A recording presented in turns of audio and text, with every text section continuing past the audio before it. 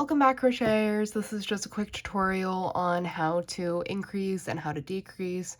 So you can see here that from my magic ring from the last tutorial, I did just kind of do a couple rounds where I just kept the same number of stitches. You can see my stitch marker here and how it almost like created just like this little thimble almost. So now we are going to learn how to increase. So some people like to increase at the beginning of the stitch, some people like to do it at the end of the stitch. I prefer to do it at the beginning of the stitch because then I can just increase and forget about it almost. And the big way you'll do that is you will do your first single crochet because that's what an increase is. It's basically just 2 single crochets in the same stitch. So you will do your first single crochet and then just go in for your second, and you'll just do that in the same stitch. So let me do that again a bit closer to the camera. You will go in for your first single crochet, and then you can see how I'm not moving on to this next stitch, which normally I would. I'm going to stay in here and yarn over and do my another single crochet. So the difference between that is now I have increased 2 stitches, so I essentially have 2 more stitches to work with. So I am actually going to frog out and do increases all around just to show like the difference that it makes in sizing. And I'll bring you guys along with that. I might speed this section up, I might not, I'm not sure.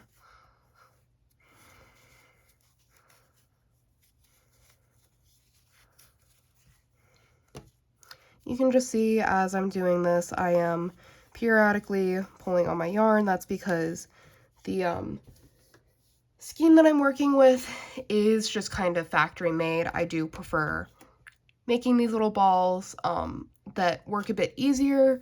Sometimes you have to tug on them a bit, sometimes you don't. And you'll notice that I got distracted and I don't know if I did an increase in here yet. I did do an increase. All I had to do was pull out those 2 stitches and see if I was remaining in the same stitch or if I was going to progress to the next one next time I pulled one out. So I did just pull out an increase. It's not that big of a thing. It was just, oh, gotta do this now.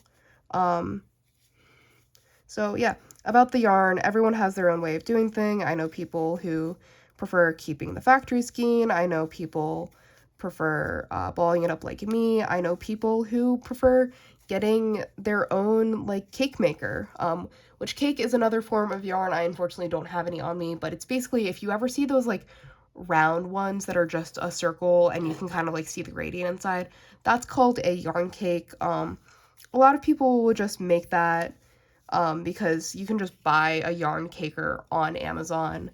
But now we've come to the end, and you can almost see how now what used to be like a thimble almost has a flared base. It's almost like a hat now. It has like a brim. And that's the end of what used to be our thimble. We increased all the way around. You can almost see like how it is actually almost like a little hat for our octopus friend. And you can just kind of see how it just sits on his head.